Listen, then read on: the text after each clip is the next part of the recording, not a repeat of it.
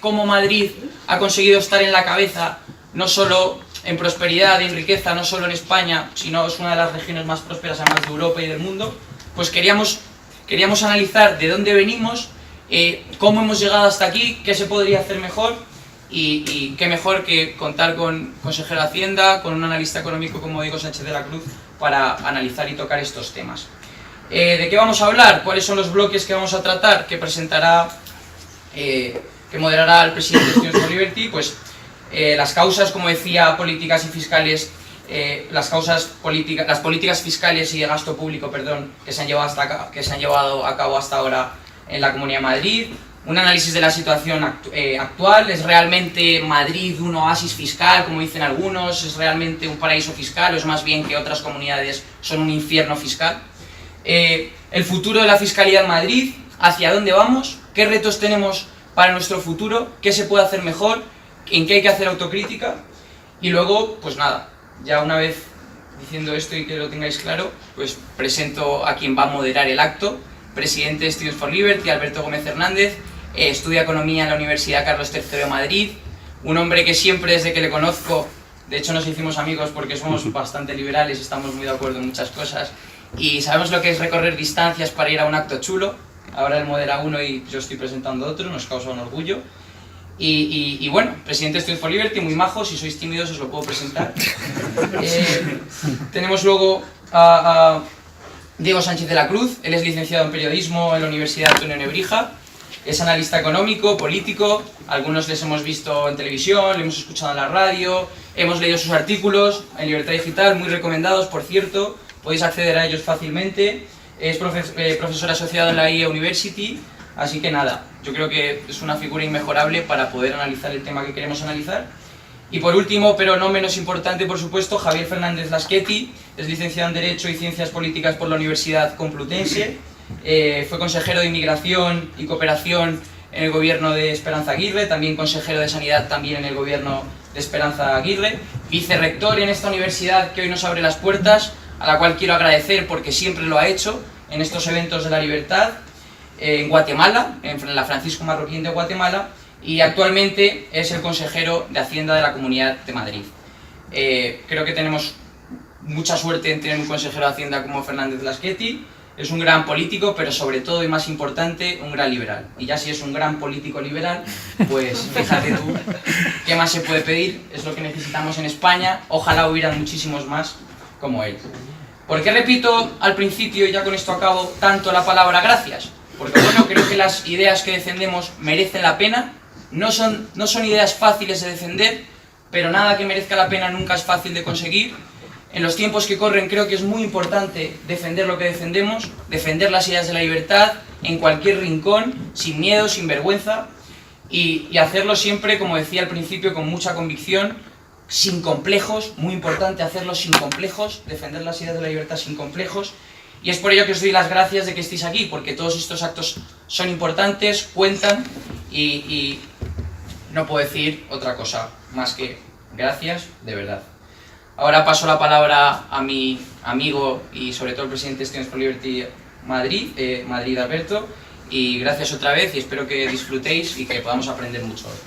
Gracias.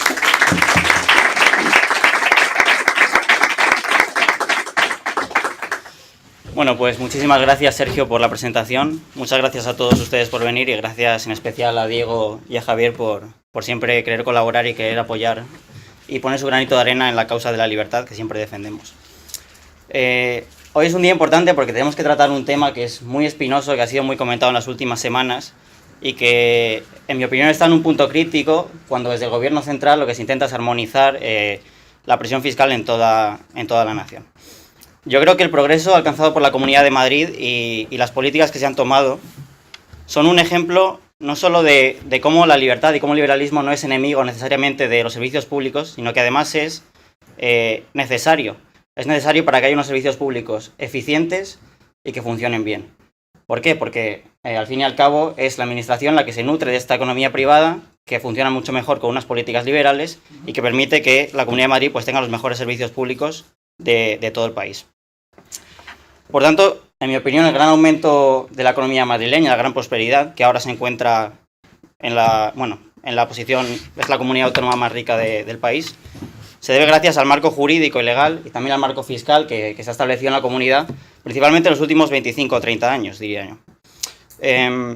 Como ya he dicho, Madrid actualmente es la región más rica del país, tiene una renta per cápita de unos 36.000 euros anuales, mientras que la media en todo el país es de 26.000.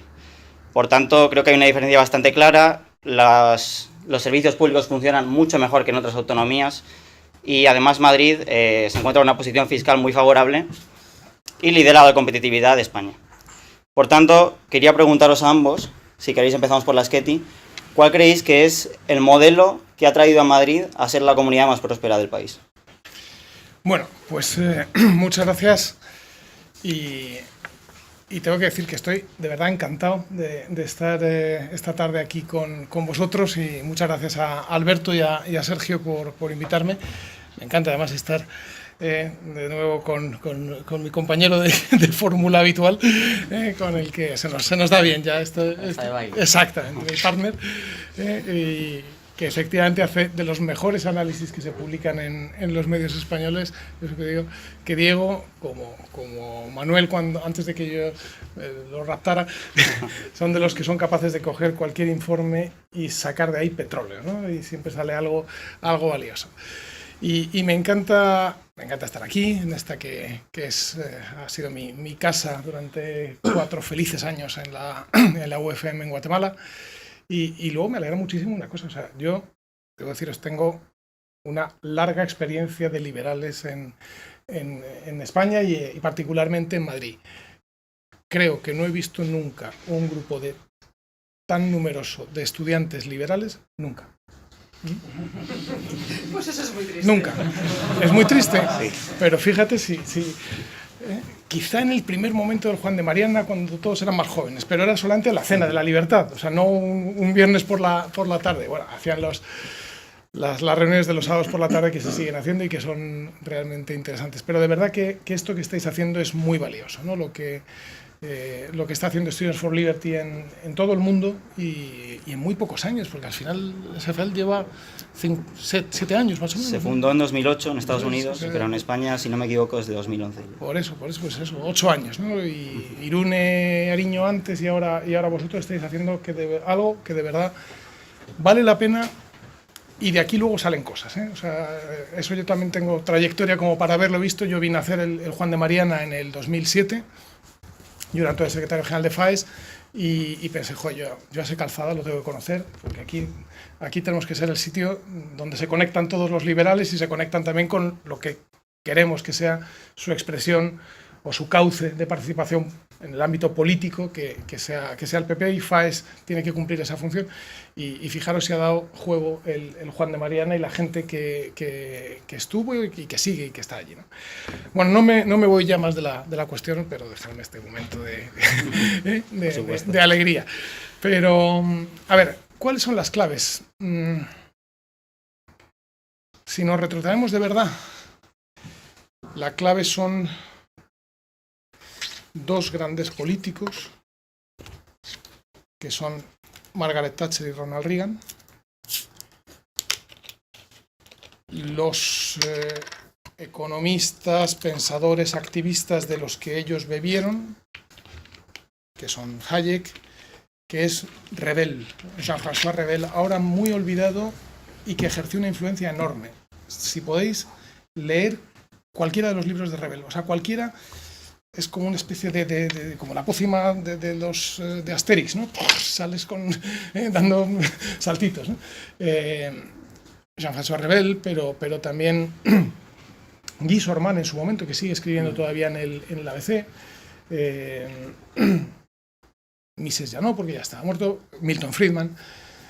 Todo eso que va pasando intelectualmente en el final de los 60 y durante los 70, culmina en el gobierno que empieza Thatcher en el 79 y Reagan en el 80. Y eso yo sí lo recuerdo porque a mí ya me gustaba la política y ya era liberal entonces, por cierto. O sea, yo me hice liberal por Thatcher y por Reagan, ¿eh?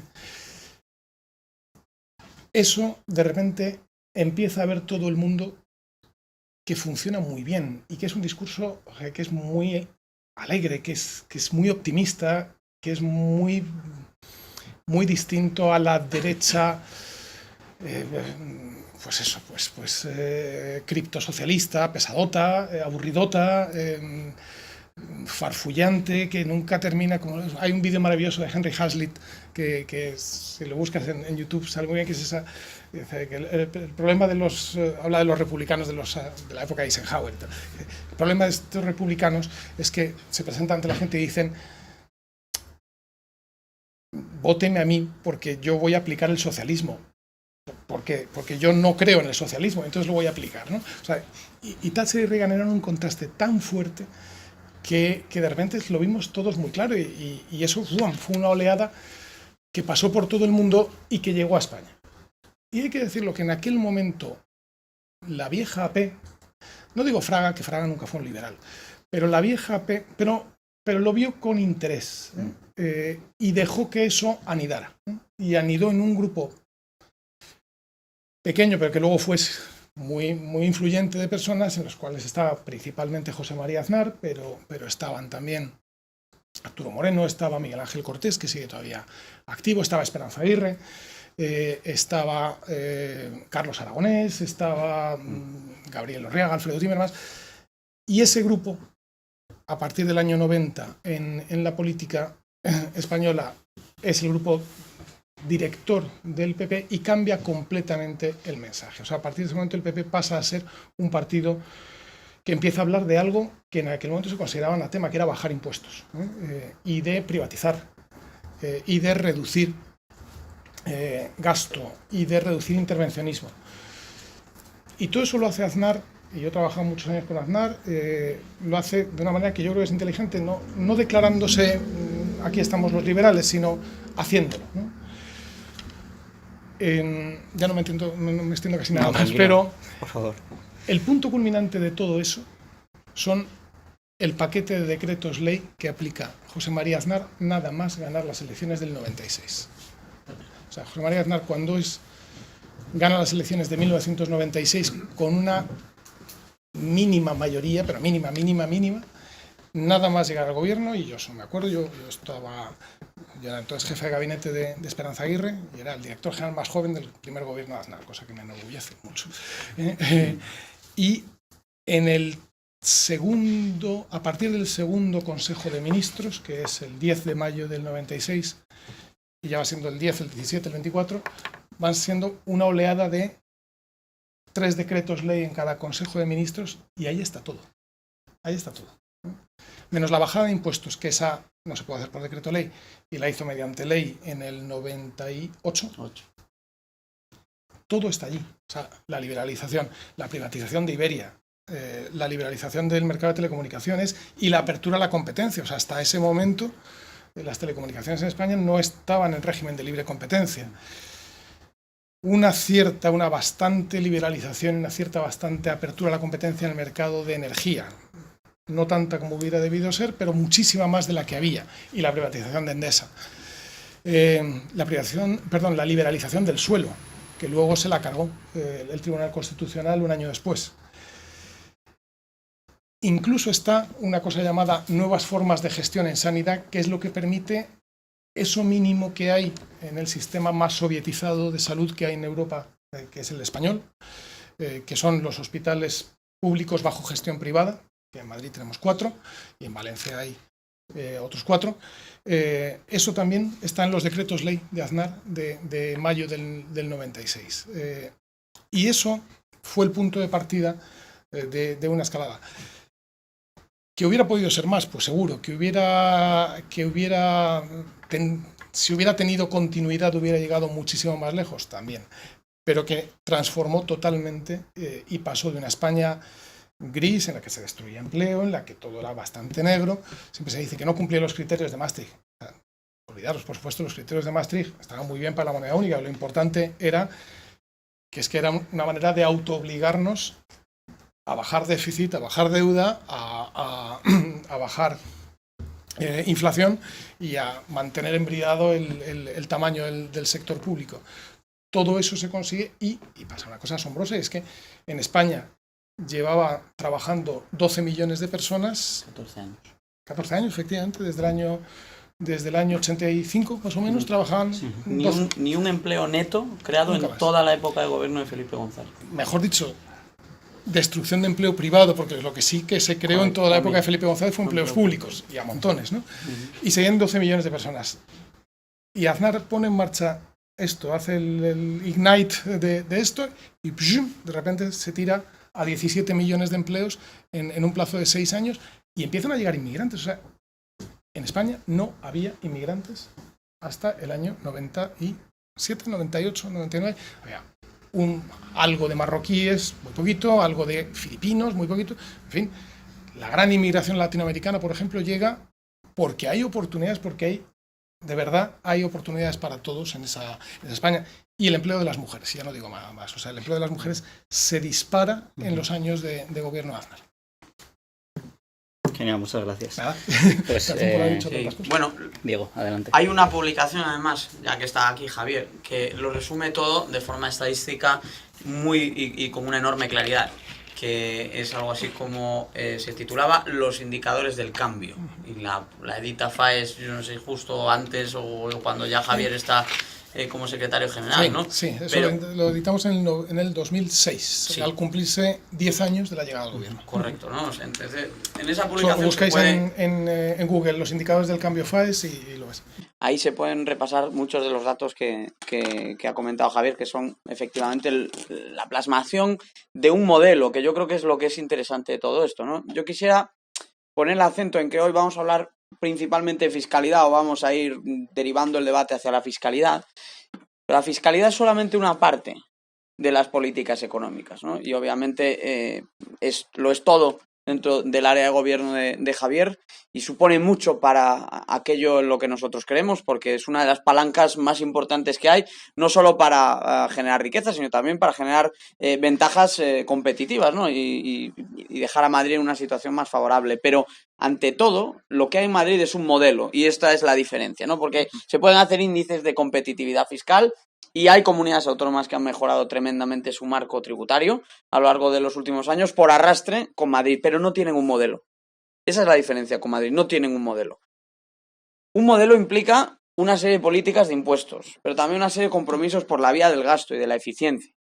Ahí vemos que Madrid es una de las comunidades con menor coste en la prestación de los servicios públicos. Incluso cuando tenemos en cuenta factores como la dispersión territorial, se mantiene esa ventaja, lo cual es muy interesante. Madrid tiene además una serie de políticas de competencia en la prestación de servicios públicos, vía libertad de elección, en enseñanza, en centro sanitario, o vía directamente prestación de servicios públicos por parte de empresas privadas en ámbitos como la sanidad. Y tiene mucho que ver Javier y en su día el modelo que venía de Valencia, introducido en aquellas leyes de Aznar.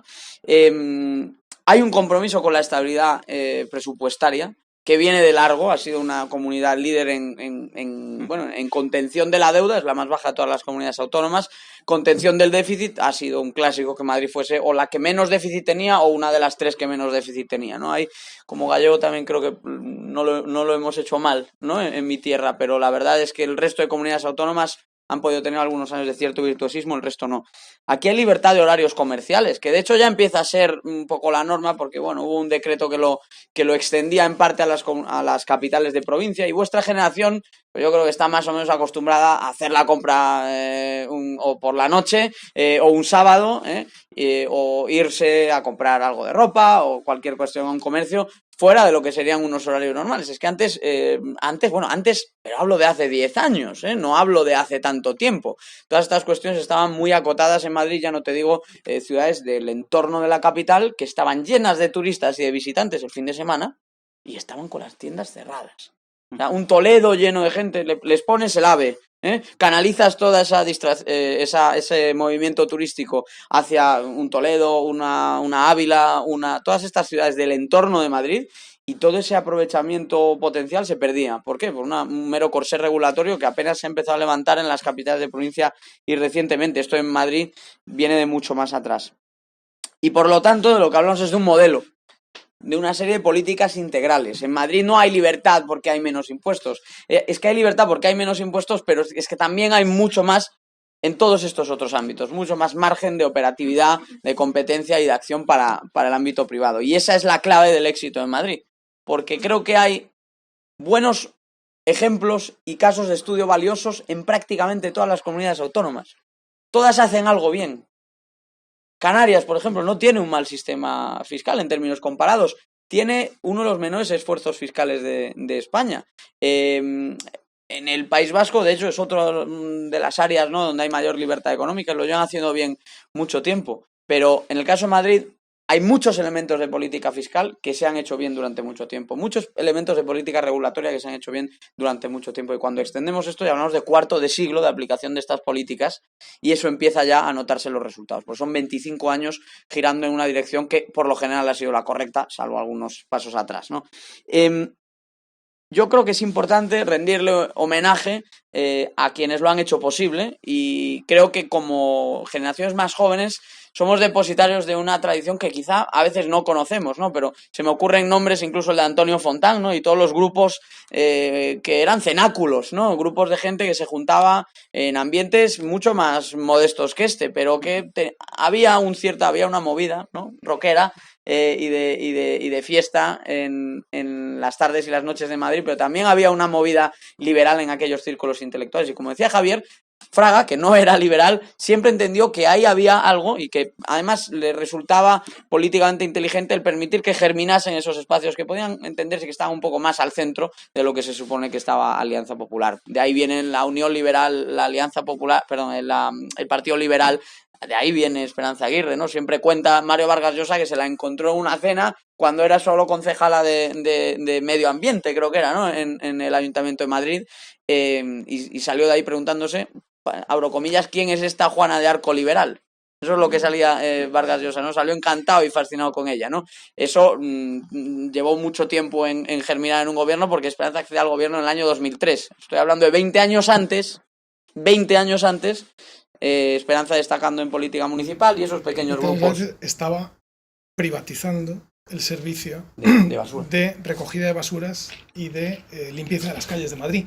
O sea, hasta el año 93-94, los barrenderos en Madrid eran unos señores que iban con un uniforme gris y con gorra de plato y barrían, tenían un índice de absentismo del 50%, un índice de alcoholismo, no, pobres, es que hacían muy mala vida, un alcoholismo brutal, y las calles de Madrid, el camión de la basura era una cosa terrible, tal.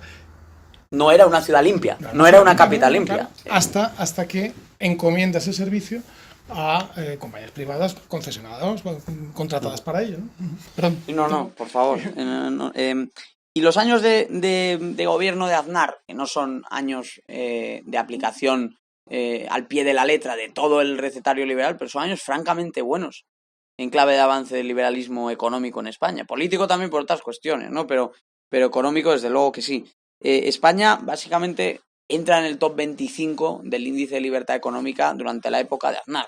Yo creo que ese día, no sé si me encargaron una tarta, ¿no?, en Moncloa, ¿no? Pero eso fue un hito. Yo recuerdo que ahora estamos en el puesto 57 del informe, ¿de acuerdo? Entonces, digo, por comparar un poquito el ser referentes, ¿no?, y estar jugando la liga a los mejores, a estar, como estamos ahora, en una situación muy mediocre.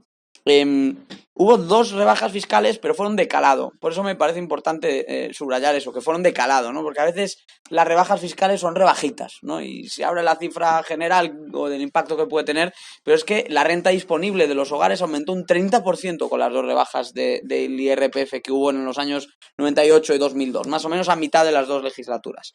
Y eso ya son cifras importantes. Aumentar un 30% el presupuesto disponible de una familia después de cumplir con Hacienda no es moco de pavo. También se sentó las bases para el primer superávit fiscal, que llegó prácticamente en cuanto al primer año después del final de gobierno, pero ya en términos de caja, Aznar dejó las cuentas públicas en un escenario de estabilidad fiscal, de superávit fiscal, que digo, no es cuestión menor porque heredó un déficit del 7% del PIB, ¿no? Fijaos cómo estamos ahora con un problema fiscal importante en España, ¿no? Porque tenemos un déficit, un descuadre del 2,5% más o menos desde hace 2 años, que esta es la gran vergüenza. La gran vergüenza en materia fiscal de este gobierno es que no ha reducido ni un céntimo prácticamente el déficit fiscal entre el año pasado y este. Al revés, aumenta el gasto público en 13.000 millones en la mitad del semestre con lo cual toda la subida recaudatoria que te da el crecimiento menguante heredado del gobierno anterior se lo ha fundido él solo, ya vemos en qué.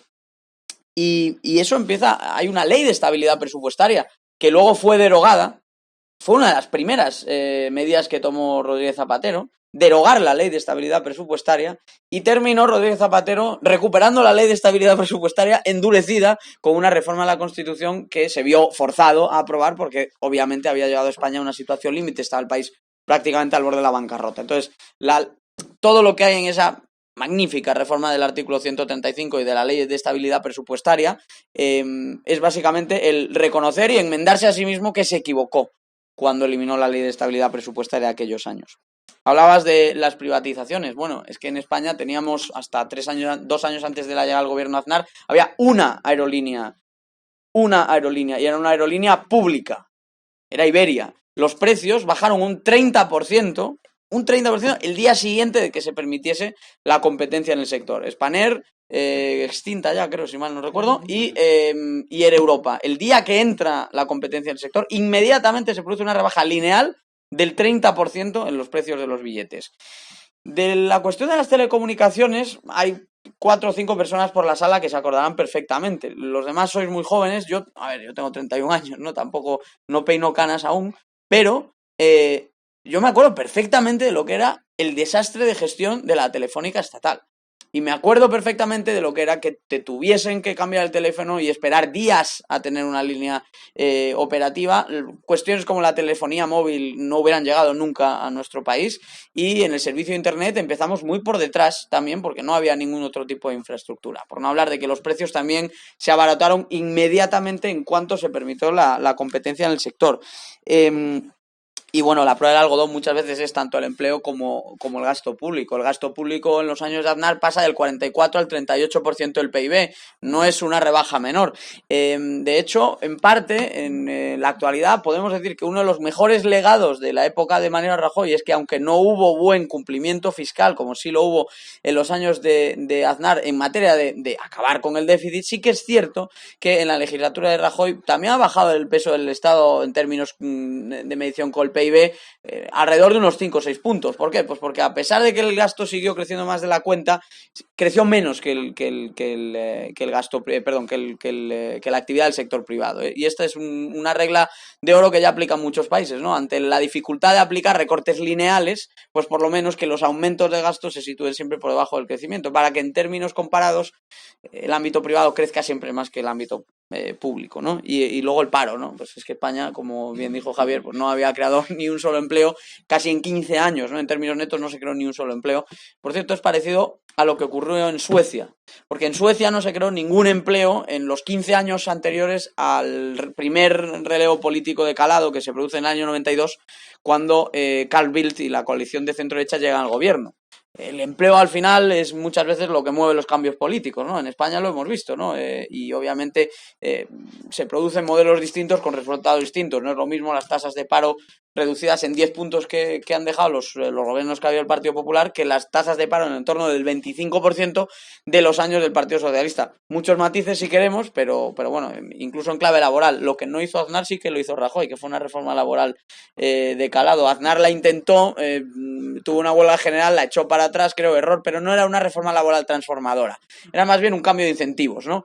Endurecer las reglas para cobrar el paro, alinear mejor el trabajo del sector público con el privado, pero en los años de Rajoy sí que es cierto, la reforma del 2012 transforma mucho el mercado laboral. Entonces, todo eso ha facilitado que todo lo que vamos a hablar ahora, pero no podemos hablar de Madrid sin hacer referencia a lo que ha pasado en clave nacional.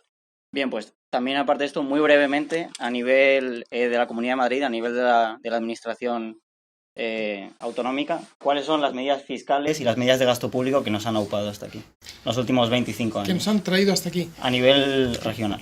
Claro, a ver, en Madrid lo que pasa es, y eso es una buena cosa, es que ese impulso reformista y de contención de gasto, de reducir el gasto público y de bajar impuestos, que empieza con Aznar en el 96, en Madrid continúa ininterrumpido hasta este momento, ¿no? Quizá con algunos altibajos en algún momento y tal, digamos el impulso más estrictamente reformista, pero sí en la parte de impuestos, ¿no? Entonces, claro, eso ya da una línea muy, muy fuerte y muy potente y unos resultados que luego, vamos, lo que os cuento ahora, ¿no? O sea, en Madrid las rebajas fiscales autonómicas empiezan nada más llegar Esperanza Aguirre al gobierno regional, por tanto, en el 2004. O sea, llevamos ahora 15 años seguidos. Se lo decía el otro día a Scott Hodge, el de Tax Foundation, el que vino a presentar el índice de competitividad fiscal, que por cierto vale mucho la pena seguirlo y me parece un trabajo fenomenal hecho. Y claro, o sea, son 15 años seguidos que en Madrid, durante 15 años seguidos, no se ha subido ningún impuesto y se han bajado todos. Y varios de ellos se han bajado varias veces. Luego os enseño alguna cosa que traigo. ¿Eso qué significa? Que lo miras con 15 años de distancia y ves que le ha dejado disponible a las familias, a los individuos, a las personas y a las empresas madrileñas 48.000 millones de euros. Claro, 48.000 millones de euros es un platal, que dirían los latinoamericanos, ¿no? Es un montón de dinero que, en vez de ser decidido su destino por políticos o por burócratas, creyendo todos ellos que sabemos mejor que la gente lo que necesitan, ¿no? Pues en vez de esa fatal arrogancia, pues sencillamente se lo ha quedado la gente y cada uno ha decidido a qué lo quería destinar y cada uno casi seguro que ha acertado, ¿no? Y ha decidido si lo quería ahorrar, invertir, consumir, en fin, decidir lo que fuera. O sea, 48.000 millones de euros me parece un balance grande. Que no es solo, o sea, es unido a reducir el gasto público y a reformas económicas que antes mencionaba Diego, y con toda la razón, ¿no? O sea, por ejemplo, lo de horarios comerciales es mucho más importante de lo que parece. Eso también lo empezó Aznar hasta donde pudo, porque eso es parte competencia autonómica, ¿no? Y lo continuó Esperanza Aguirre aquí en Madrid en la más absoluta soledad, ¿no? Y además todo el mundo, toda la izquierda, pero lo que no es la izquierda, también una parte de esa derecha gremial y tal, asociativa y cosas de estas, diciendo eso va a destruir el pequeño comercio, ¿no? Bueno, pues ahora que se vayan a dar un paseo por cualquier calle de Madrid que me digan se ha destruido el pequeño comercio. O sea, no ha habido nunca en la vida tantos buenos pequeños comercios y el que quiera abre el domingo y el que no, pero hay vida en esta ciudad. Yo siempre me acuerdo de un artículo de un ministro liberal alemán que era el conde... no me acuerdo. ¿De quién? ¿De Kohl? ¿O de Kohl, sí. Que escribió un artículo sobre la libertad. O sea, en Alemania sabéis que estaba, yo creo que sigue igual, no hay libertad de horarios comerciales, los domingos no se puede abrir, ¿no? Y terminaba el artículo diciendo... primera potencia económica de Europa, el país más dinámico, no sé cuántos, y el domingo no puedo ir a comprar un cartón de leche en ningún sitio. Lansdorf, el conde Lansdorf, exactamente. Pues eso también ayudó mucho y ayuda mucho a que cambie Madrid, le da mucho dinamismo. Acompañadas también las rebajas fiscales de mejoras en la eficiencia del gasto público y de una inversión en infraestructuras que ha sido clave también para el crecimiento de la región.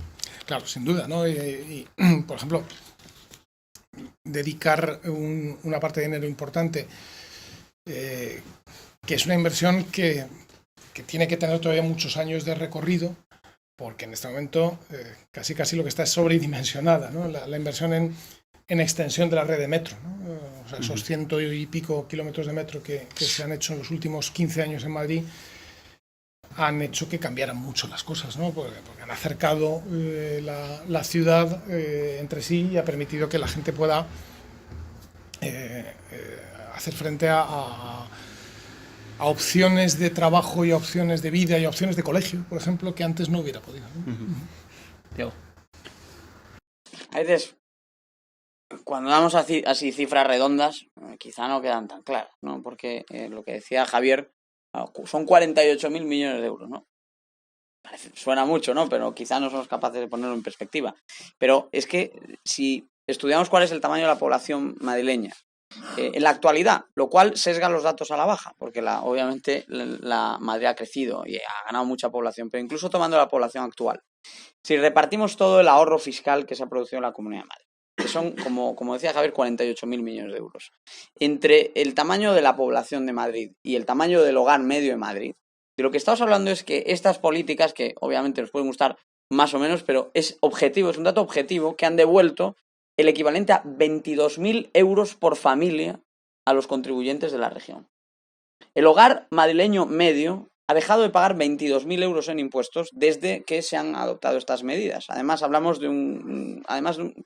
Claro, es que lo que decía Javier es que esto lo podemos incluso remontar al año 95, ¿no? Porque en clave autonómica quizá no había ese impulso de bajar los impuestos, pero no hubo subidas de impuestos. Entonces, los impuestos no han subido desde el año 95 y han bajado de forma reiterada desde 2003 y sobre todo una vez ya Esperanza Aguirre consolida su gobierno, a partir de 2005-2006 se empieza a producir ya una apuesta más fuerte por todo esto. Yo creo que además es importante poner en perspectiva que los impuestos que se han eliminado en Madrid son impuestos muy ideológicos. Por lo tanto, no solamente ha habido una apuesta, digamos, que es capaz de mejorar de manera tecnocrática el poder adquisitivo de las familias, lo cual me parece estupendo, por otro lado, y hay que seguir en esa línea, sino que también ha habido un ataque a la línea de flotación del discurso político de la izquierda. Porque la izquierda política, mediática, lo último que quiere es una sociedad de propietarios, una sociedad de personas independientes, autónomas, que se puedan valer por sí mismas y que puedan sacar adelante sus proyectos de vida. Eso es lo último que quiere. La izquierda te quiere dependiente. La izquierda te quiere colgada del presupuesto público, dependiente de las ayudas, no te quiere en pie por ti solo. Entonces, la mejor expresión de autonomía en términos económicos y financieros, obviamente, necesariamente es el ahorro y la acumulación de capital. Que las pequeñas y medianas empresas puedan ir creciendo y se vayan capitalizando. Que los trabajadores vayan acumulando ahorro y puedan tener una hucha, sea para pagarse un capricho, sea para invertirlo, sea para lo que sea. Eso es lo que no quiere la izquierda. Una sociedad que sea independiente de todo el control estatal. Y en términos de ahorro, los dos impuestos más ideológicos y por definición los dos más destructivos, confiscatorios, incluso anticonstitucionales en la medida en la que atacan el principio de capacidad del contribuyente, que hemos visto, en las noticias hemos visto ejemplos flagrantes de que se viola de forma sistemática este principio, son el impuesto de sucesiones y el impuesto de patrimonio. El mensaje del impuesto de sucesiones es que da igual todo el esfuerzo que hagas a lo largo de tu vida, porque no te pertenece, no es tuyo. A pesar de que hayas pagado tu IRPF, tu IVA, y de que, según mis estimaciones, el español medio paga 500.000 de euros de impuestos a lo largo de toda su vida.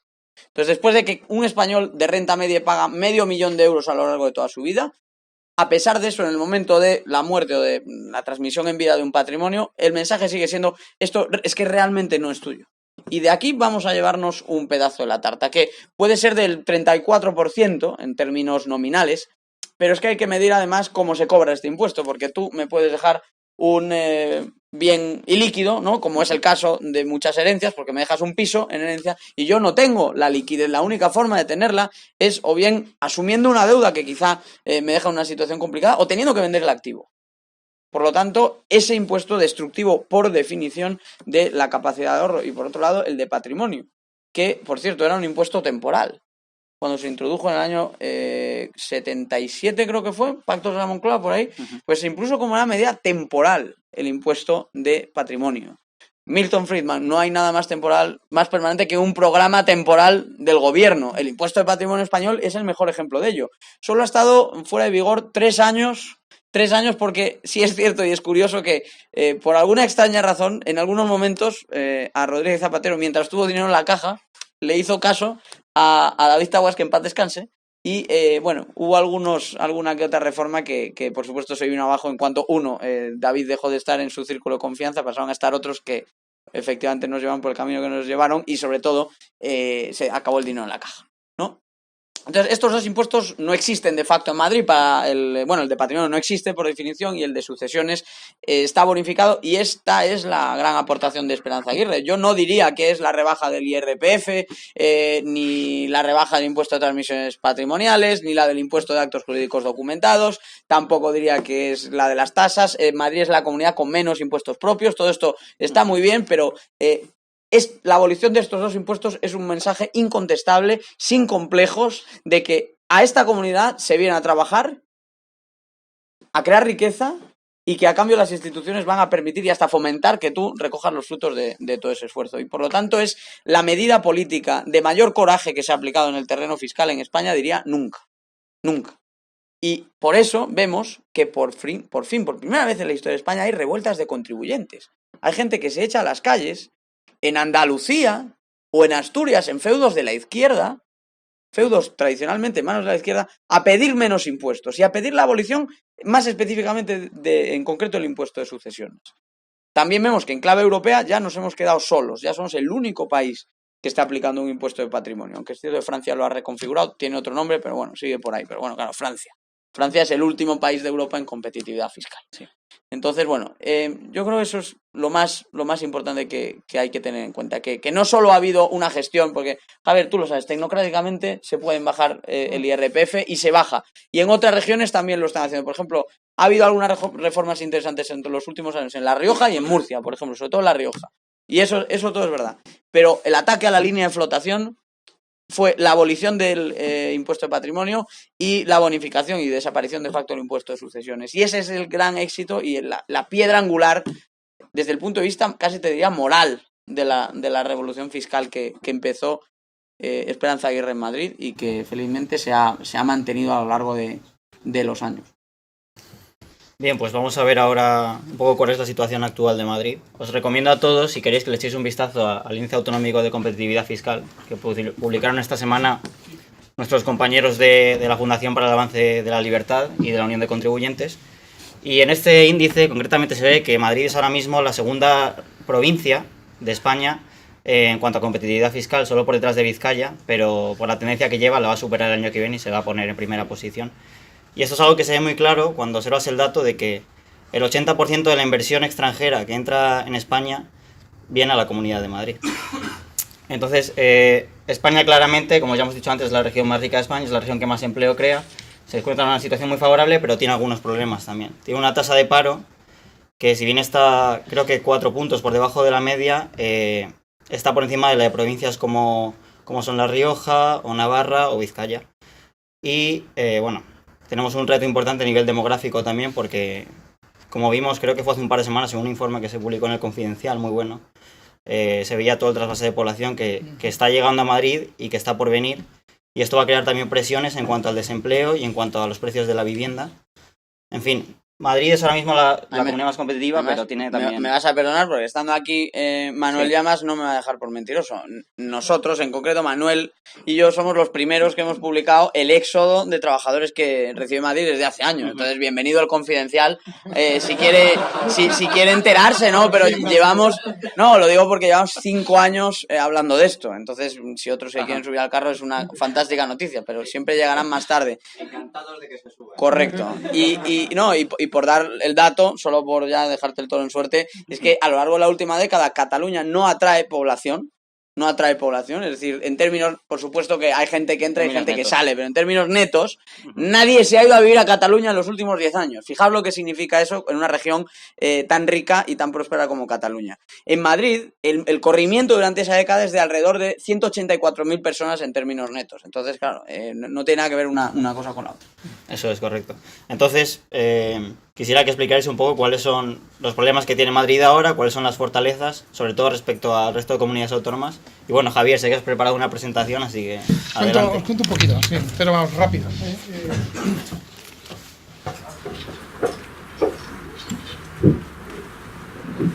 ¿Lo paso muy rápido? Es que, no, es el cable el problema. Bueno, pues os cuento muy rápido algunas temas.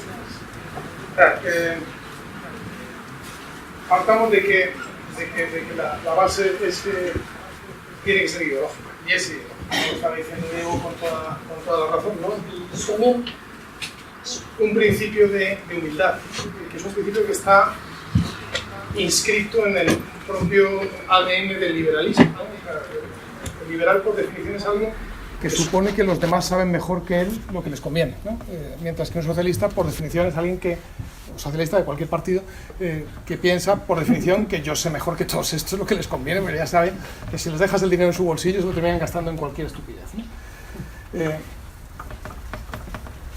Algo que no puede ser, que no es aislado en la Comunidad de Madrid ni en ningún sitio, ¿no? O sea, tiene que ser muy trabado y en la medida que se pueda, estabilidad presupuestaria, por tanto, gasto bajo, libertad económica y, al mismo tiempo, impuestos bajos. En el caso de Madrid, bueno, pues ahí veis el incremento de la deuda desde que empezó la crisis, por tanto, desde el año 2008 hasta el 2019. La deuda nacional, la emitida por el Estado, ha crecido un 60%. A pesar de que no tiene que pagar a ni un solo médico en ningún hospital, ni abrir las puertas de ningún colegio, ni pagar a ningún maquinista de metro de estos que siempre piden algo más, ¿no? Bueno, la de Madrid un 9% ha crecido, ojalá hubiera sido menos, pero ha sido la que menos. Si lo vemos en el caso del déficit, lo mismo, o sea, ojalá no hubiera habido nada, pero esta es la media de déficit en la última década. Es cierto que Canarias ha tenido un desempeño todavía mejor. El déficit del Estado, ojo, 4,7, nada menos. Sí. Claro. 6,7. El 6,7, sí, perdón, que lo estaba viendo. El mayor de todo el mundo desarrollado. El mayor de todo el mundo, efectivamente, y en eso ninguno de los gobiernos de toda esta última década, incluido desde luego el de Rajoy y Montoro, no hicieron nada suficiente, o no hicieron lo suficiente en ello. Otros además lo han incluso empeorado, ¿no?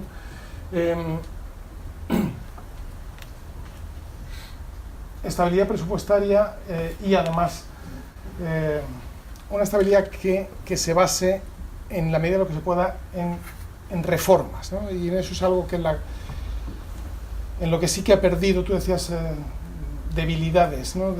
Yo creo que la gran debilidad de España es que en realidad desde la reforma laboral del 2011 no ha vuelto a haber ninguna reforma de calado en ningún sector, ¿no? Y tendría que haberlas habido. Tendría que haber habido una segunda reforma laboral, tendría que haber habido reformas de liberalización en muchos sectores, reformas de apertura a la competencia en muchos sectores. No los ha habido. En algunas comunidades se ha hecho algo, en la Comunidad de Madrid algo se ha hecho, también quizá algo de impulso se perdió en estos últimos años, pero Isabel Díaz Ayuso está realmente muy dispuesta a hacer reformas. De otras cosas porque las reformas es la manera, entre otras cosas, de que no tenga que haber recortes, ¿eh? Si tú haces una reforma, yo lo vi muy claro en sanidad, o sea, cuando estábamos en el peor momento de la crisis económica, podía haber hecho lo que hicieron los consejeros de sanidad de todas las demás comunidades autónomas, que era cerrar 2 plantas de cada hospital. Entonces tú cierras 2 plantas de cada hospital, no se nota demasiado, estás haciendo un recorte brutal y estás formando, claro, como la única manera de racionar la demanda es cerrando puertas, lo que haces es que se forme cola, ¿no? Entonces lo que creas es una lista de espera enorme, ¿no?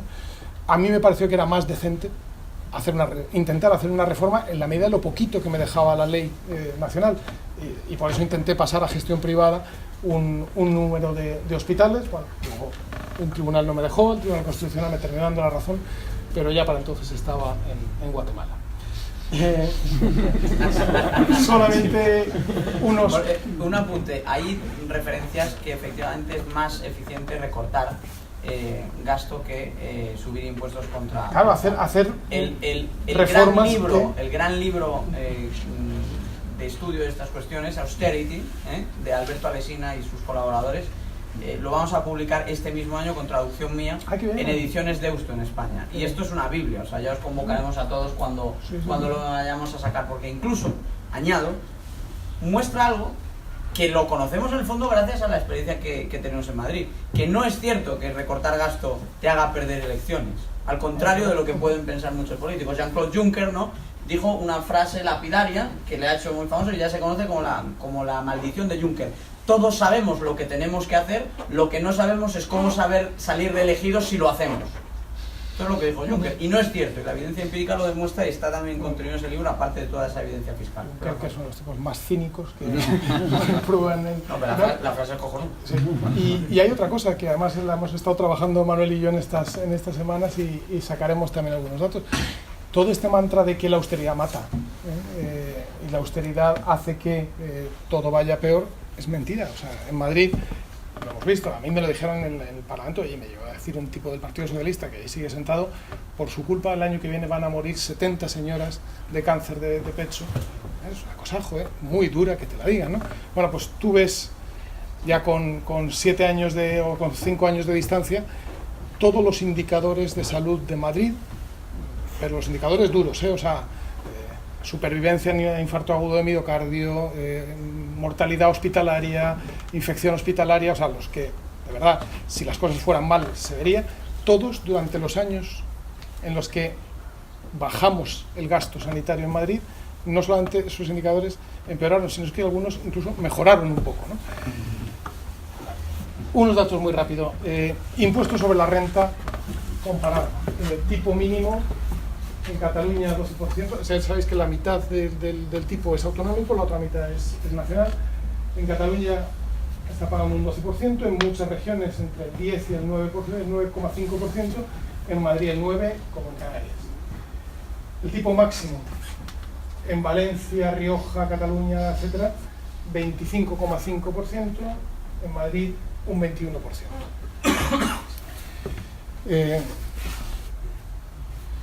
Si vemos actos jurídicos documentados, pues lo mismo, o sea, tipos del 1,5% en casi todas las regiones, en Madrid 0,75%, los hay todavía más bajos y a ver si vamos hacia allá. Transmisiones patrimoniales, que grava sobre todo compraventa de vivienda usada, pues anda por encima del 1% en casi todos, perdón, del 10% o del 8%, en Madrid estamos en un 6%. En sucesiones, aquí se ve muy mal, yo luego si queréis esta presentación os la dejo, pero la primera que empezó, y tenía toda la razón Diego antes cuando decía, fue una reforma muy ideológica, o sea, la esperanza que cree mucho en las ideas y en el valor de las ideas, empezó por aquí, porque efectivamente son al revés, son los impuestos más ideológicos, ¿no? Los de sucesiones y patrimonio. En Madrid está bonificado el 99%, ahora ya va viendo, oye, pues después vinieron Baleares, Cantabria, tal, pero en Andalucía lo acaban de hacer ahora, en Andalucía, donde había un tercio de las herencias no las recogían los herederos, porque es que no tenían para pagar lo que suponía el impuesto, ¿no? Lo mismo en donaciones, y eso lleva a lo que os estaba comentando antes, Alberto, en cuanto a la comparación que hace el índice de competitividad fiscal que se presentó esta semana, que por cierto el índice, además de estar muy bien hecho, a mí me alegra mucho que ha tenido mucho eco, ¿no? O sea, primera vez que un estudio comparativo sobre impuestos en España tiene tanto recorrido, ¿no? Este es más o menos el momento, cuando empiezan las bajadas de impuestos es en 2004, que empieza por sucesiones, 2005 empieza a bajar transmisiones patrimoniales. Bueno, aquí está un poco el recorrido a lo largo de los años de la bajada de impuestos en Madrid, que lleva ahora a que con 15 años podamos ver las cifras que os estaba diciendo antes, esa de 48.000 millones, pero que también lo mirábamos el otro día y es muy interesante porque, o sea, todos oímos el mantra este de que, claro, es que ustedes le bajan los impuestos y eso a quien le beneficia es a los ricos, ¿no? Pues es que es mentira, ¿no? O sea, de las bajadas de impuestos en Madrid, el 62% del beneficio ha sido para las rentas bajas, ¿no? O sea, no para las rentas altas, sino para las rentas bajas. Y te miras un ejemplo, o sea, un contribuyente de 34 años con un sueldo de 20.000 euros al año, que es un sueldo que desde luego no es de ricos precisamente, ¿no?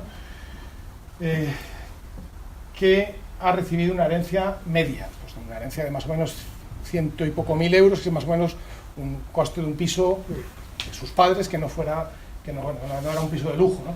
Con 2 hijos pequeños, que al final se ha comprado una vivienda de 200.000 euros, que tampoco es una vivienda de lujo, ¿no? Bueno, pues si lo miras desde el 2006 hasta acá,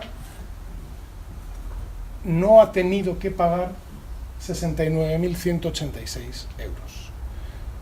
Por tanto, el equivalente a 3 años de su sueldo. Por tanto, que no nos cuenten idioteces de que esto es una cosa que beneficia a los ricos. Esto beneficia a todo el mundo y desde luego, en mayor medida a los que tienen rentas medias o rentas bajas. Así que hemos cumplido esta máxima de Jean-Baptiste Say, que me encanta, ¿no? Que es ¿cuál es el mejor plan para las finanzas públicas? Gastar lo menos posible. ¿Y cuál es el mejor impuesto? El que sea más liviano, el que menos recaiga sobre la gente. Y eso ha tenido resultados como veíamos. O sea, Madrid ha pasado a ser, Madrid en este momento tiene un PIB per cápita de 35.000 euros en el año 2018, es un 35% más que la media, y eso no era... Quinta en el índice en Madrid, cuando empezaron a aplicarse estas cosas. Efectivamente. Eso es un sorpaso. Exactamente.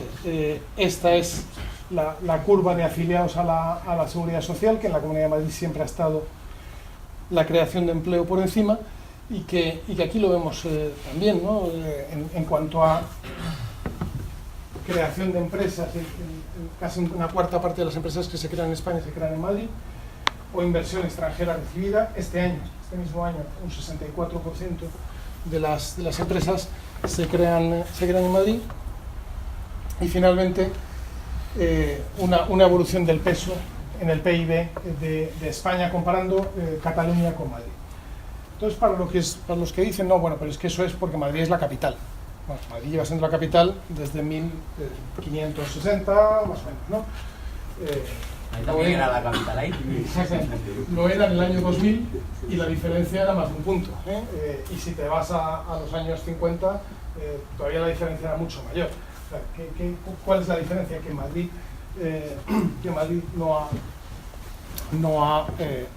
no se ha metido en la política de gasto, la política enloquecida en la que ha estado Cataluña. Y todo esto va a continuar, ¿no? Va a continuar en estos próximos años, y es lo que ha comprometido Isabel Díaz Ayuso, y lo va a hacer, y es en lo que estamos. Durante estos próximos años, a lo largo de la legislatura, vamos a ir escalonando reformas fiscales, reducciones de impuestos, algunas más focalizadas, más concretas, más pequeñitas, como las que empezamos ahora con tres deducciones, y en un determinado momento durante la legislatura será la bajada grande, que será bajar medio punto cada tramo, que es la mayor bajada fiscal que se haya hecho nunca en la Comunidad de Madrid, y que haremos durante esta legislatura, si nos dejan. Y esto es importante. Yo ya sé que este no es un lugar para hacer propaganda electoral, pero sí digo que ayer ya explícitamente hubo una señora que es muy importante en el Partido Socialista, y que, como es la más lenguaraz de todos ellos, es la que más claro lo dijo, que fue María Jesús Montero, la ministra de Hacienda. Es la primera que dice con toda claridad: si ganamos las elecciones y gobernamos, vamos a impedir que Madrid siga bajando los impuestos y le vamos a obligar a subir. O sea, cuando digáis armonización significa subir, ¿no? O sea, subir los impuestos en Madrid para que el de Asturias, ¿no? o el de Valencia puedan seguir derrochando el dinero que no tienen, ¿no? Y eso es muy importante, y hay que tenerlo en cuenta. Dicho todo eso, ¿Madrid es un paraíso fiscal? No lo es, desde luego que no lo es. Ojalá lo fuera, ¿no? Pero sí digo una cosa: Madrid es lo que dentro de España está más lejos de ser un infierno fiscal. Es Madrid, y queremos que lo continúe siendo, y si continuamos por esta línea, continuará siendo lo menos parecido a un infierno fiscal que pueda haber en España. Así que lo que quería lanzar.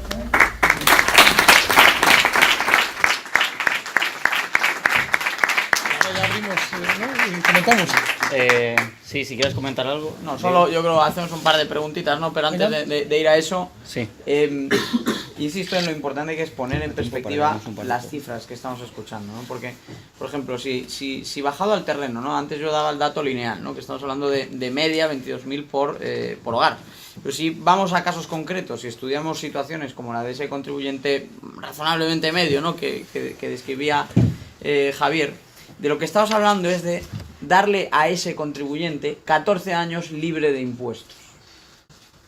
Cuando nosotros calculamos cuál es la bolsa de impuestos que paga un contribuyente a lo largo de su vida y lo comparamos con la aportación fiscal que se supone que hubiera hecho y que ha dejado de hacer por vivir en Madrid y no vivir en cualquier otro de estos infiernos fiscales que estamos comentando, ese ahorro, esos 70.000 euros de ahorro que estás planteando, equivalen a que esa persona viva durante 14 años en un marco libre de impuestos. Eso es el diferencial de vivir en Madrid versus otras comunidades autónomas. Y obviamente, aunque no estemos hablando de un paraíso fiscal, 14 años de fiscalidad que te quitas de encima a lo largo de toda tu vida profesional, que serán 40 o 45 años, sí es una ayuda muy importante. Y eso explica también que aquí se ha producido una gran revolución burguesa, que han emergido clases medias, en muchos casos gente que tenía niveles de renta más baja que los ha visto elevar a base de trabajo duro y con un marco favorable. También en términos de inmigración, que es yo creo la gran maravilla, la gran noticia que ha tenido España, la llegada de cientos de miles de trabajadores del otro lado del charco, que a lo que han venido aquí es a trabajar. Es una inmigración, bendita inmigración que hemos tenido en Madrid. Se aleja por suerte mucho de otros tipos de inmigración que ha sido descontrolada y con otro tipo de situación, digamos, social de la que hemos visto. Pero aquí hemos tenido esa suerte, ¿no? Porque España siempre fue la madre patria. España siempre habló español, siempre estuvo ahí, siempre fue el mercado natural de inmigración para estas personas y no venían, ¿no? Empezaron a venir en algún momento y fue con un set de políticas como el que hemos repasado aquí. Entonces yo creo, y ya por terminar y abrir un poco el suelo de la sala de preguntas, ¿no? Que es importante también tener en cuenta que la estabilidad en las políticas importa mucho, que en Madrid no siempre se ha hecho todo bien, pero los errores han sido pocos y los aciertos han sido muchos durante mucho tiempo, y esta es una gran ventaja. Y lo más importante de todo, los madrileños lo saben, por eso en estas últimas elecciones volvió a formarse un gobierno tanto de centro derecha en el ayuntamiento como de centro derecha en la comunidad. Y lo que vivimos en el ayuntamiento yo creo que es un experimento muy peligroso que nos demuestra hasta qué punto tenemos una izquierda, 1, radical, 2, incapaz de gestionar, y 3, comprometida además con un plan manifiesto de repliegue de la economía de mercado, que ese es el plan de esa izquierda que hemos tenido en Madrid durante 4 años. Y termino además con un mensaje distinto al que suelen dar los liberales. Yo quiero hablar, si me permites, un minuto de medio ambiente. Todas estas políticas han hecho en Madrid una región limpia. En España tenemos una producción económica y teníamos una producción económica distinta a la que tenemos hoy. Madrid se ha convertido en una economía más orientada a los servicios, por lo tanto ha reducido el porcentaje de su economía que dependía de actividades más contaminantes. Estas políticas han hecho posible la extensión de la red de transporte público, que además está entre las más eficientes de Occidente, aunque claro, también es cierto que habría que revisar, hablábamos de los barrenderos, pues habría que revisar cuáles son las condiciones de ciertos colectivos que están de huelga los últimos días y demás. Pero hay una red de transporte público potente. Se ha enterrado una autopista en Madrid y no nos hemos dado cuenta y nos hemos quejado todos en su día de las obras, pero esto es una maravilla. Esto se lo debemos a Gallardón, por cierto. Y esto es una apuesta que ha hecho que en la ciudad de Madrid las emisiones de CO2 se redujesen un 30% a lo largo de la aplicación de todas estas políticas. Por lo tanto, no solo crean empleo, no solo benefician a todos y especialmente a las rentas más bajas, no solo atraen capital de otras regiones o de otras partes del mundo, estamos hablando de la inmigración, sino que además de generar todo ese enriquecimiento, ese progreso social, son políticas que han permitido una economía más eficiente. Y en términos medioambientales, la reducción de las emisiones de CO2 o incluso del nitrógeno, todas las mediciones que tomemos de partículas en el aire de Madrid, la calidad del aire mejoró alrededor de un 30-40% en los años de aplicación de estas políticas. Curiosamente, toda esa tendencia también se interrumpió en la izquierda. Ni siquiera la izquierda que se autoproclama ecologista y que sale ahora a ganar 7 o 8 escaños con un programa de ecologismo, ¿no? que enarbola el señor Errejón, pues su lideresa espiritual en el Ayuntamiento de Madrid consiguió que a base de colapsar el centro de Madrid y de llenar de atascos todas las calles colindantes, aumentase un 18% la emisión de partículas. Por lo tanto, este modelo no solo es social, económico, es un modelo medioambiental, y es un discurso que en su día Faes cultivó mucho con 2-3 libros, ¿no? Planeta Azul No Verde, otro El Legado y tal, y yo creo que también como liberales tenemos que hablar de esto, por lo cual además os recomiendo analizar esos indicadores porque lo ponen de manifiesto y no es solo de lo que estábamos hablando antes, sino también en ese sentido. Correcto, muchas gracias, Diego. Tenemos tiempo para 2 preguntas, que sean breves, por favor, que no sean comentarios y que sean preguntas. Beltrán. Sí, bueno, antes de nada, muchísimas gracias a ambos. Me encantó la charla. Yo, haciendo un poco de abogado del diablo, veo que hay 2 argumentos o 2 críticas que siempre hacen, las 2 Ds, yo las llamo, deuda y desigualdad. Hemos antes, el señor Rociete mencionaba a Thatcher y a Reagan. Reagan, bueno, tras sus 8 años, la deuda pública de Estados Unidos se triplicó. Y Thatcher, estaba leyendo el otro día un artículo de la economista escocesa que mencionaba cómo el coeficiente Gini, la desigualdad, aumentó un 40% dentro del mandato de Thatcher. Desde una perspectiva liberal, ¿cuán importante cree que son estas críticas? ¿Cómo cree que un liberal debería responder a estas? ¿Lo son, no lo son? Eso es lo que yo quiero saber. Vale, a ver, Thatcher y Reagan hicieron cosas importantísimas, de las que todavía sigue viviendo el mundo occidental, y son contra las que va de verdad esta izquierda que tenemos ahora, que es con excusa medioambiental o con excusa de género, con distintas excusas, va contra esa idea que en realidad es el capitalismo, propiamente, ¿no? Entonces, es cierto que con Reagan, sobre todo, más que con Thatcher, aumenta la deuda. Se debe muy principalmente al gasto militar. Oye, la cosa de la Unión Soviética entonces no era ninguna tontería. De hecho, era muy importante y era una amenaza real para todo el mundo occidental, ¿no? Y Reagan, junto con Thatcher, pero claro, a una distancia muy grande, porque la potencia de los Estados Unidos, es el primero que decide plantarle cara o sea,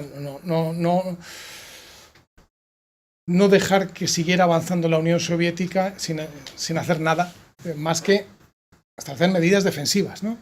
Y eso costó dinero, claro, efectivamente costó dinero, pero la economía norteamericana al mismo tiempo se había relanzado tanto que eso lo absorbió. Entonces yo creo que, yo creo que la deuda nunca es buena, ¿no? La deuda siempre es permitirte a ti mismo o a tu generación algo que sabes que no te lo puedes pagar porque se lo dejas para que lo paguen tus hijos, tus nietos o quien quiera que sea que no lo conoces todavía, ¿no? Eso por principio no está bien, pero sí en cambio tiene una explicación cuando tiene un propósito cierto, ¿no? Y en este caso era acabar con el dominio soviético en la mitad del mundo que podía llegar a la otra mitad, ¿no? El caso de la desigualdad es distinto. No tengo a la vista, seguro que Diego, que tiene todo en la cabeza, lo va a responder mucho mejor. Yo digo que la retórica de la desigualdad es una retórica que confunde mucho, ¿no? Porque parece que lo importante es acercar un punto y otro de una determinada curva, cuando en realidad lo importante es cómo crece lo de abajo, ¿no? Y cuánto crece lo de abajo, en nivel de renta, en oportunidades, en capacidad, en empleo, por supuesto en alfabetización. Yo os recomiendo, como lo que más, los libros de esta nueva generación maravillosa de liberales que está ahora mismo saliendo, son gente que ya lleva ya tiempo trabajando, pero que tiene una manera de explicar las cosas que me parece súper atractiva, que son, digamos, los optimistas racionales, ¿no? Es Matt Ridley, es Steven Pinker, es Norberg o o este sueco que no me acuerdo nunca, que el pobre escribió el libro. Norbert, No, uno mayor, que escribió un libro y se murió. Hombre, ya, Johnny Mukhtar. Bueno, no lo sé.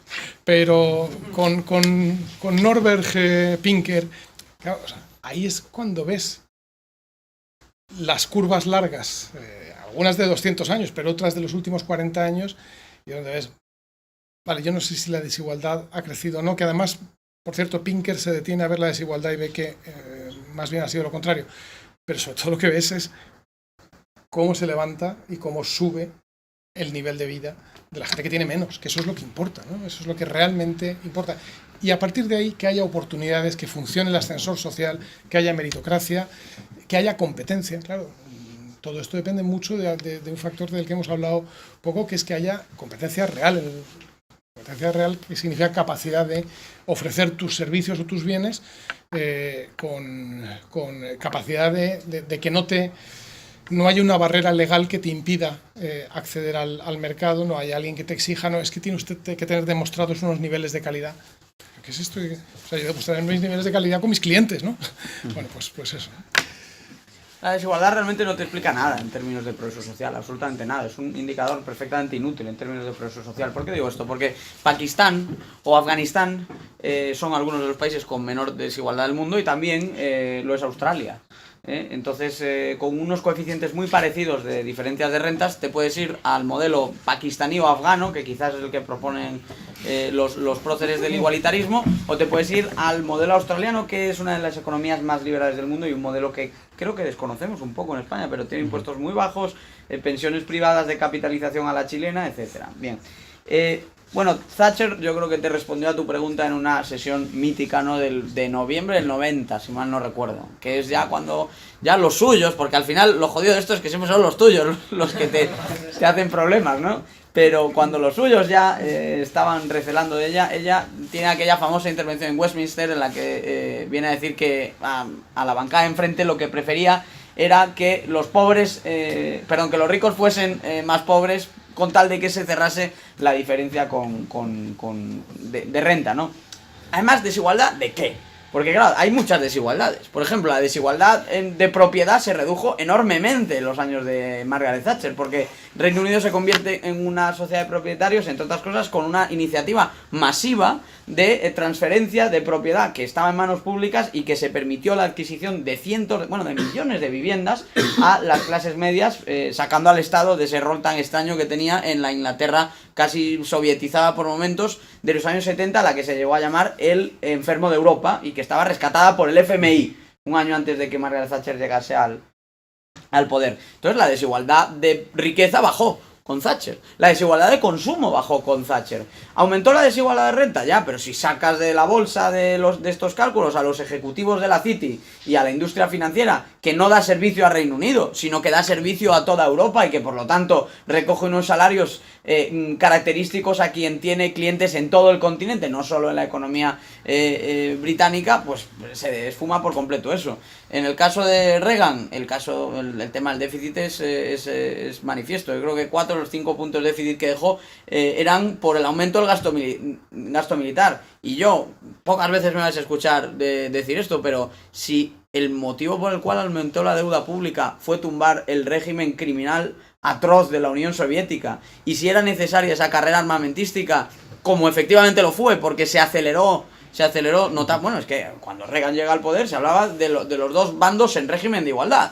O sea, Estados Unidos estaba aquí y la Unión Soviética estaba aquí, en los términos que quisieses, militares, económicos, incluso políticos, ¿no? Se hablaba de dos sistemas, de un mundo bipolar y de una situación que se iba a mantener así. Si había que aumentar y descuidar puntualmente la situación fiscal para empujar hacia el precipicio a ese régimen atroz, criminal que era la Unión Soviética, vamos, yo le aplaudo la deuda emitida por este concepto, sobre todo porque además los estadounidenses tienen cabeza suficiente de haber replegado esa deuda en el corto plazo, porque en apenas unos pocos años después de que el déficit llegase a unos niveles un poco más altos, Estados Unidos tenía un superávit presupuestario, no lo olvidemos. Y un presidente demócrata como era Clinton, después de haber ensayado en su primer mandato medidas más intervencionistas, llegaba a acuerdos con el Partido Republicano y con aquella generación de congresistas tan buena, ¿no? Donde estaban George Scarborough, Newt Gingrich, etcétera, llegaba a acuerdos para cuadrar las cuentas y se lograba el primer superávit presupuestario de la historia. Y en cualquier caso, como ocurre muchas veces, oye, el déficit no siempre es culpa muchas veces es un problema de gasto, no de ingresos. Los ingresos fiscales subieron con las rebajas de Reagan. La curva de Laffer se materializó en aquellos años. Ocurrió lo mismo estos últimos años. Está subiendo los ingresos fiscales en Estados Unidos. Otra cosa es que el gasto esté subiendo más. Pero no culpen a las rebajas de impuestos si no saben embridar los presupuestos. Ahora ya digo que para ese caso en concreto, tumbar la Unión Soviética y como una situación excepcional que fue efectivamente el enfrentamiento entre dos modelos, uno criminal, atroz, totalitario y otro faro de libertad y de democracia para Occidente, pues hombre, a terminar con esa opresión, yo creo que ahí deberíamos establecer un juicio geopolítico a esa parte de la acción de Reagan. Quizá podía haber recortado el gasto en algún otro lado, ¿no? Pero teniendo en cuenta todo lo que fue el bagaje de Reagan, me parece pequeñeces. Esto me parece perderse en detalles. Bueno, una última pregunta.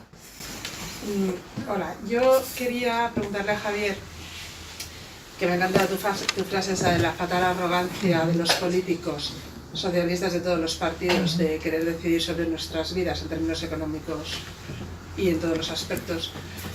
Si de alguna manera el Partido Popular piensa repetir lo que Thatcher hizo en Inglaterra, yo los 2 últimos años de vida de primer ministro de Thatcher, yo vivía en Inglaterra, que fue atacar los cimientos de la dictadura progresista.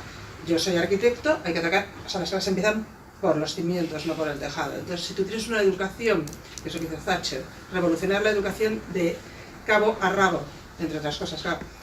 Si tú tienes una educación que es mediocre, que es adoctrinante, que es de pensamiento único, y en la que los padres realmente no tienen libertad para elegir a qué colegio llevar a sus hijos, que no hay formación económica ninguna. O sea, mis hijos han ido a un colegio británico y cuando les pongo ejemplos de lo que pasa en los colegios españoles es que se quieren ir no quieren venir aquí ni en verano. Entonces, creo, o sea, ¿hay alguna vía de que de verdad el Partido Popular pueda atender a algo parecido a un cheque escolar? Es decir, que de verdad el ciudadano con los impuestos que pagamos, yo querría el cheque escolar, el cheque salud, pero bueno, podamos elegir de verdad la educación que damos a nuestros hijos, porque o sea, los que somos conscientes del peso que tiene la educación en la vida de nuestros hijos, es la losa que nos... ¿sabes? La losa económica para los padres. Pues muchas gracias por la pregunta, Asun. Asun, que me conoció cuando yo estaba empezando a leer Camino de Servidumbre, cuando tenía 18 años más o menos. Y lo que preguntas se refiere a algo que es medular, que es la educación, ¿no? Y Thatcher en sus memorias, que por cierto son también súper recomendables de leer, pues son además muy interesantes, muy divertidas, habla mucho sobre educación. Ella fue ministra de Educación en el gobierno previo, como Esperanza, efectivamente. Y, a ver, en educación es muy difícil avanzar en cualquier país, muy difícil. Si lo ves en cualquier país europeo o americano, latinoamericano, es muy difícil, es un mundo muy sindicalizado, en el que yo creo que una determinada concepción pedagógica se ha impuesto a sangre y fuego y ha desterrado en buena medida el conocimiento y ha impuesto unos dogmas con los cuales es realmente difícil luchar. Ahora, hay que seguir dando pasos, hay que seguir dando esa batalla. En la Comunidad de Madrid yo creo que se han hecho bastantes cosas, desde sencillamente hacer un examen en sexto de primaria y otro en tercero de secundaria y hacer públicos los resultados, porque la gran cosa era que los sindicatos bueno, podemos admitir que hagan el examen, pero que no sepa nadie los resultados, ¿no? O sea, claro, que la gente no sepa si este colegio está mejor o está peor. Claro, eso generó, al revés, como se conocían los resultados, yo creo que generó un efecto muy positivo de emulación y tira para arriba de todos los colegios, ¿no? Ahí hay algo que impide los avances, que es la legislación nacional. Y yo creo que debe haber legislación nacional, o sea, no digo que deba desaparecer. Pero la legislación nacional te permite muy pocos avances. Por ejemplo, el cheque escolar no te lo permite hacer la LODE, la Ley del Derecho a la Educación, que es la que establece que en España hay colegios públicos, privados y concertados, ¿no? Y ya está. La Comunidad de Madrid ha introducido cheque escolar en las rendijas, ¿no? O sea, en el bachillerato y en infantil, porque no lo dice la LODE, ¿eh? En cuanto puedan lo meterán y ya está, ¿no? Pero,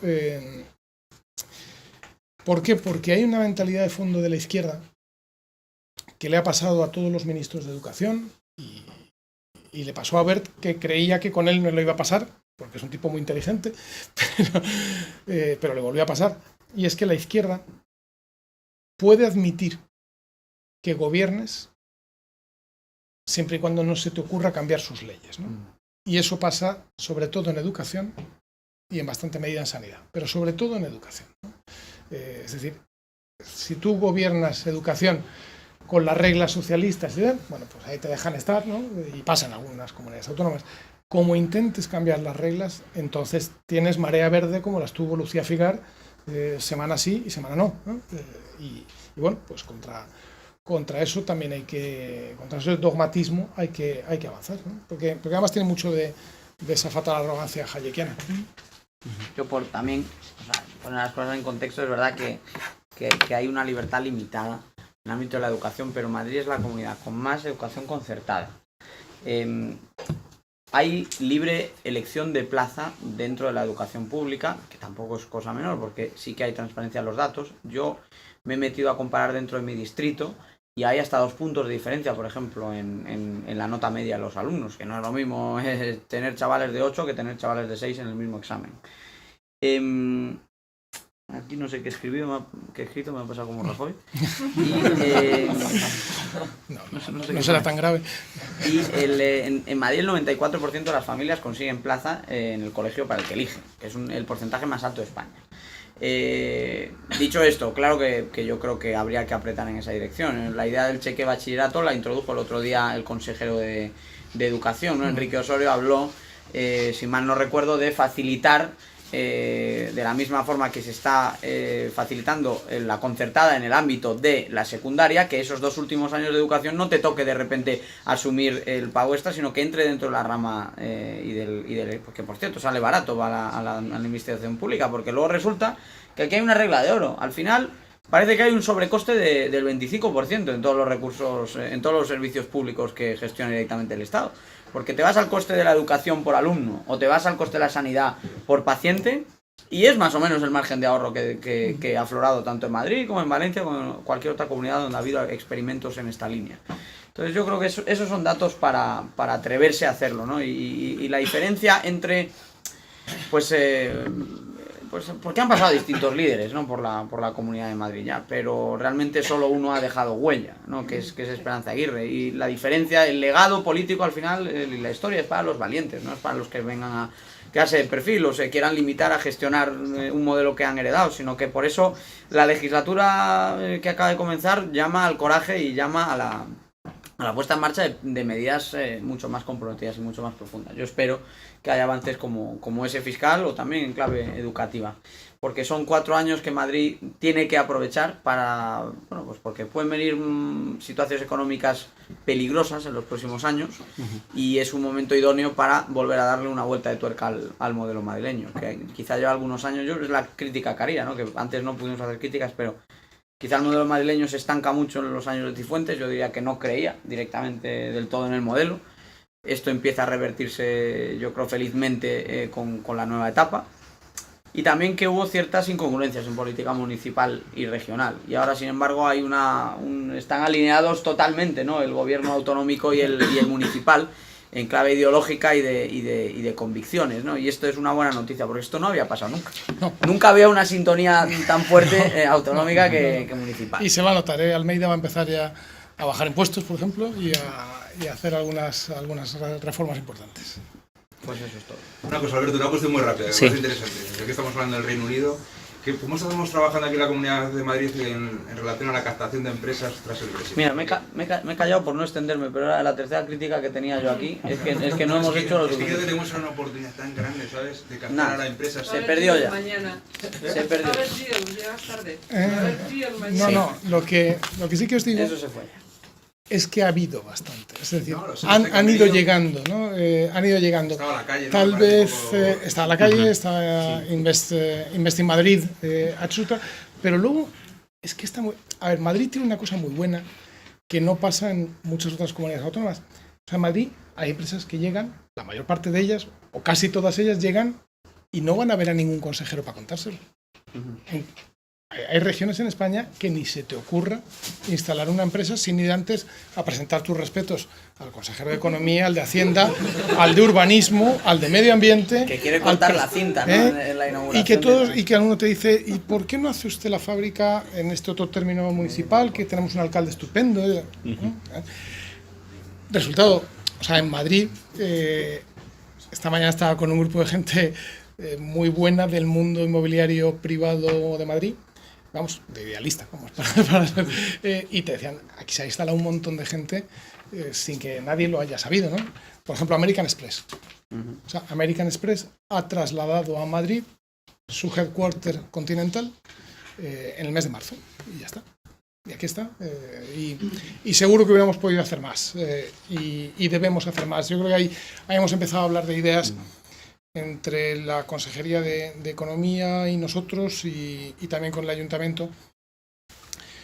Primero, de la idea que Pablo Casado repite mucho, que es juntar en una misma oficina, o sea, es decir, que tú puedas, como en algunos países, en una misma oficina resolver todos los trámites de creación, de registro, de constitución y tal, en un solo lugar físico, ¿no?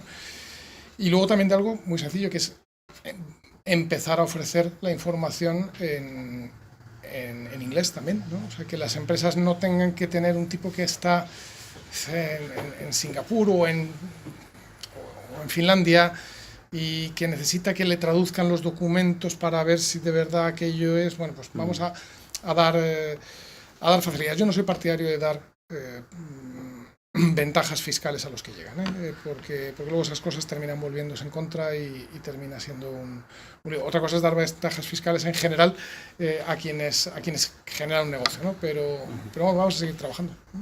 Y tú quieres que Madrid sea una plaza financiera global potente, no depende de la Comunidad de Madrid, depende del Gobierno de España.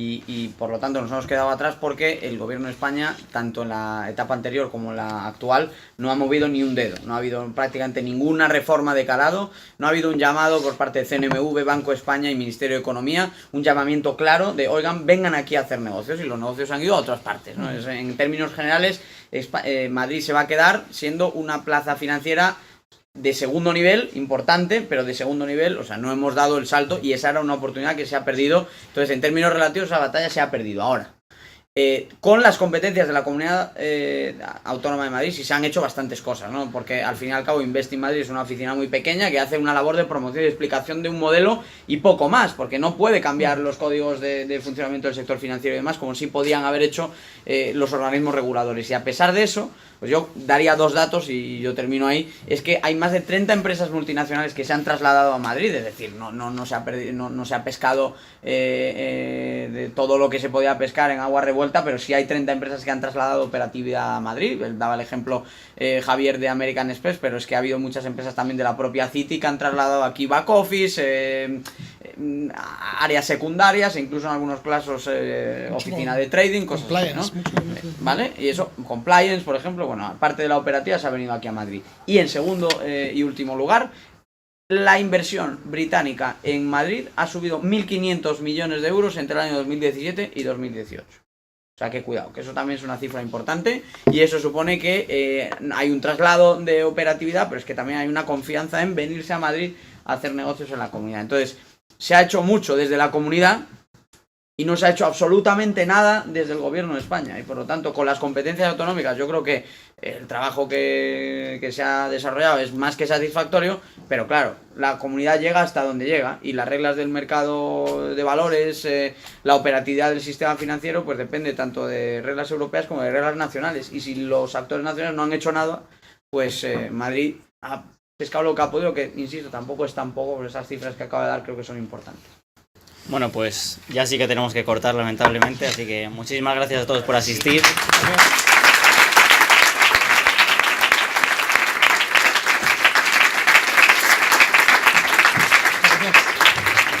Y sois todos plenamente bienvenidos en todos los próximos eventos que hagamos desde Students for Liberty Madrid, así que esperamos veros en